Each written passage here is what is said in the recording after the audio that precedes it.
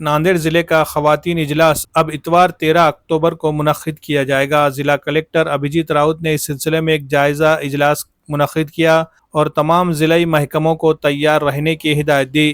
انہوں نے کہا کہ پروگرام طے شدہ شیڈول کے مطابق ہوگا اور خواتین سے بڑی تعداد میں شرکت کی اپیل کی۔ تفصیلات کے مطابق صنعت کار پدم وبھوشن رتن ٹاٹا کے 9 اکتوبر کو انتقال کے باعث 10 اکتوبر کو ریاستی حکومت نے ایک دن کا سوگ منانے کا اعلان کیا تھا، جس کی وجہ سے ناندیڑ میں ہونے والا خواتین کا یہ اجلاس ملتوی کر دیا گیا۔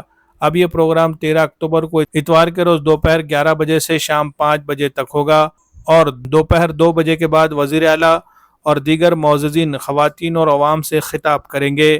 وزیر اعلیٰ ایکناتھ شندے، نائب وزیر اعلیٰ دیویندر فڈنویس اور اجیت پوار کی اس پروگرام میں شرکت متوقع ہے۔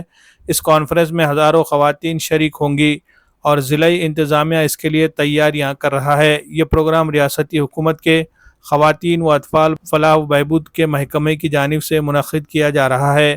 وزیر اعلیٰ نے خواتین کو بااختیار بنانے کے لیے ایک مہم کا آغاز کیا ہے، جس کے تحت ریاست کے ہر ضلع میں مختلف اسکیموں کے مستفیدین سے بات چیت کی جا رہی ہے اور انہیں ان اسکیموں کے فوائد دیے جا رہے ہیں۔